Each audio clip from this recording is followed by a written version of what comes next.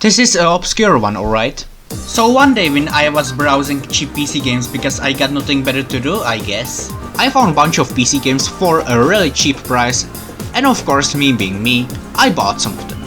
Varying in quality, of course. But there was one more game that caught my eye that I'm so glad I never bought, and you will see later why. It had some Pikmin-like looking character stuck in a ball on the cover. And my brain immediately thought of Super Monkey Ball, because of course it did. Clearly, it was Super Monkey Ball who inspired games like Marble Race. So that was a lie. Which finally leads to this game, Luna_C. I'm just gonna call it Lunak if you all don't mind. Now the question is, how did I get my hands on this? Well, I didn't. At least not physically. It took one Google search and then it hit me.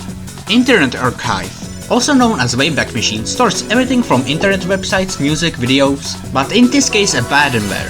Or to summarize it, PC games you won't find on any digital stores.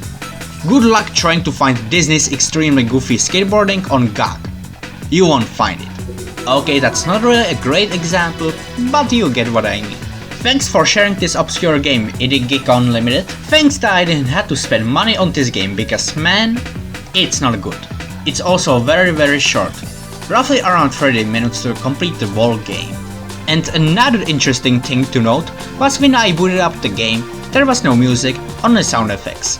It turns out it was turned off in the options menu, for some reason. Let's take a look at the actual game and... oh, the background is white.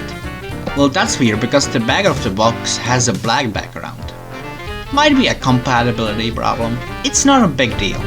As for the actual game, it's your standard obstacle course where you roll around in a ball and sometimes you need to grab different colored keys to get rid of different colored walls that block your way and then finish the level by touching a rocket ship. What? You expected me to say that it's a challenging time attack free platformer that starts easy and tests your skills as you reach harder levels? Because you got the wrong game, buddy!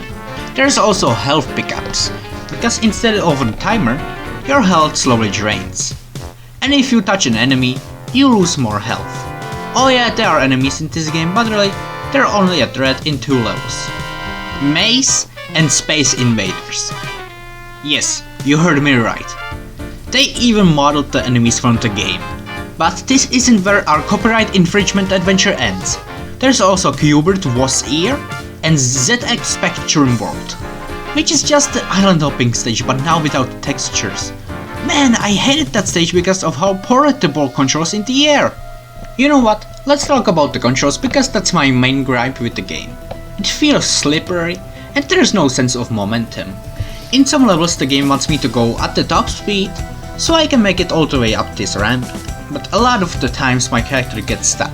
It's like the developers knew this will happen, because in another level they just gave up and gave me an arrow I can jump on to skip this big plank.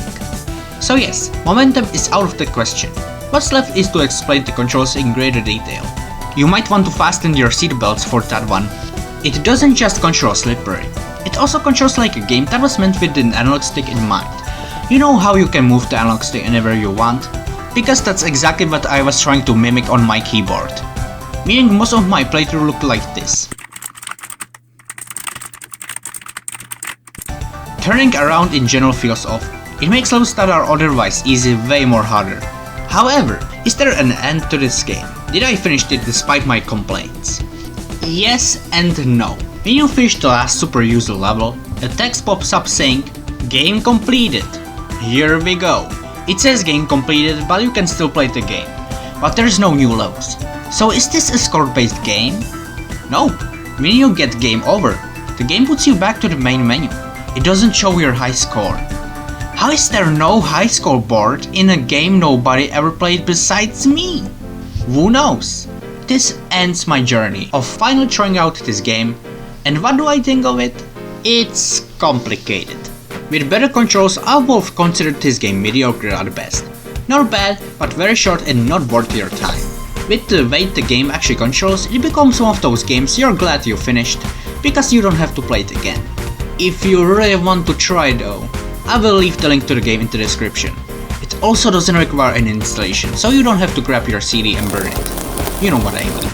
Can I strike a living source in the description? Must be a miracle. Jokes aside, I can't do that for every game, especially from unknown websites that might have malicious software. This at least answered my curiosity, and it makes me appreciate that people archive Abandonware games, even the ones that are not so good. Thanks for watching, and see you next time.